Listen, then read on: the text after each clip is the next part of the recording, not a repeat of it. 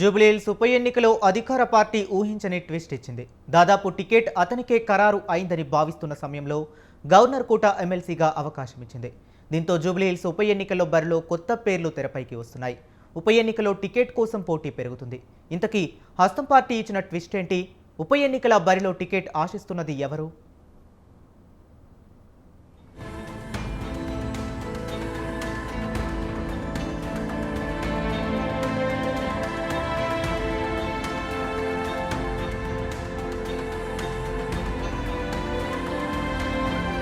జూబ్లీహిల్స్ ఉప ఎన్నిక అధికార పార్టీలో జోరుగా జరుగుతున్న చర్చ. బీఆర్ఎస్ ఎమ్మెల్యే మాగంటి గోపీనాథ్ మరణించడంతో ఉప ఎన్నిక వచ్చింది. నిన్నటి వరకు 2023 సార్వత్రిక ఎన్నికల్లో పోటీ చేసి ఓడిపోయిన అజారుద్దీన్కే ఉప ఎన్నిక టికెట్ వస్తుందని హైకమాండ్ కూడా గ్రీన్ సిగ్నల్ ఇచ్చినట్లు పార్టీ వర్గాల్లో చర్చ జరిగింది. కానీ ఇటీవలే అసెంబ్లీ కమిటీ హాల్లో జరిగిన కేబినెట్ సమావేశంలో అధికార పార్టీ ఊహించని ట్విస్ట్ ఇచ్చింది. మొహమ్మద్ అజారుద్దీన్కి గవర్నర్ కోటాలో ఎమ్మెల్సీ ఇస్తున్నట్లు ప్రకటించింది. ఇది ఎవరు ఊహించని ట్విస్ట్. సుప్రీంకోర్టు ఇటీవలే గవర్నర్ ఎమ్మెల్సీ కోటా ప్రాసెస్ తప్పుగా జరిగిందని మరోసారి నోటిఫికేషన్ ఇచ్చి పేర్లు సిఫారసు చేయాలని సూచించింది. దీంతో పార్టీ కసరత్తు చేసి మరోసారి కోదండరాంకు గవర్నర్ కోటాలో ఎమ్మెల్సీగా ఛాన్స్ ఇస్తూ అమీర్ అలీఖాన్ స్థానంలో మాత్రం ఈసారి మాజీ ఇండియన్ క్రికెటర్ అజారుద్దీన్కి ఎమ్మెల్సీగా అవకాశం ఇచ్చింది.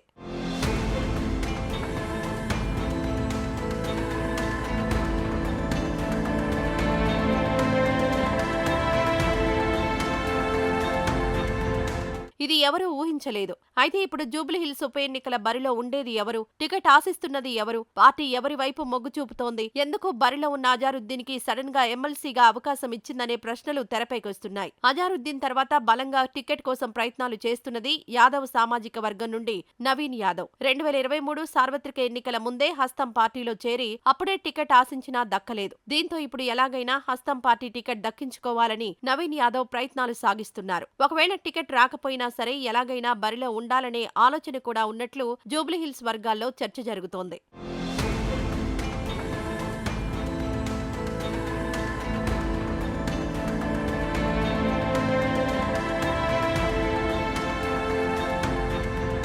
రెడ్డి సామాజిక వర్గం నుండి Rahmat Nagar division corporator CN Reddy బరిలో ఉన్నారు. 2020లో కార్పొరేటర్ గా పోటీ చేసి 78,000 ఓట్లున్న రెహమత్ నగర్ డివిజన్ నుండి 10,000 ఓట్ల మెజారిటీతో సిఎన్ రెడ్డి కార్పొరేటర్ గా గెలిచారు. 2023 సార్వత్రిక ఎన్నికల కంటే ముందే కాంగ్రెస్ పార్టీలో చేరారు. బీఆర్ఎస్ గూటి నుండి హస్తం పార్టీలోకొచ్చిన మొదటి కార్పొరేటర్ సిఎన్ రెడ్డి. జూబ్లీహిల్స్ నియోజకవర్గంపై అక్కడ ఉన్న లోకల్ కార్పొరేటర్ల నాయకులతో మంచి సంబంధాలున్నాయి. అలాగే పేదవాడికి సొంత ఇంటి కలను సైతం నెరవేర్చడానికి సిఎన్ రెడ్డి తోడ్పడ్డంతో పాటు ప్రజల్లో మంచి ఆదరణ పొంది మంచి పేరు తెచ్చుకున్నారు. మినిస్టర్లు చేస్తున్న సర్వేలో సైతం రెడ్డికి ఎక్కువ ప్రాధాన్యత ఉన్నట్టు సమాచారం. సీఎన్ రెడ్డితో పాటు ఖైరతాబాద్ డీసీసీ అధ్యక్షుడు రోహిణి రెడ్డి సైతం టికెట్ ఆశిస్తున్నట్లు సమాచారం. ఇక వీరితో పాటు మైనారిటీ కోటాలో ఫహీం ఖురేషీ, ఏఐసీసీ కోఆర్డినేటర్ నుమాన్లు ప్రయత్నం చేస్తున్నట్లు తెలుస్తోంది.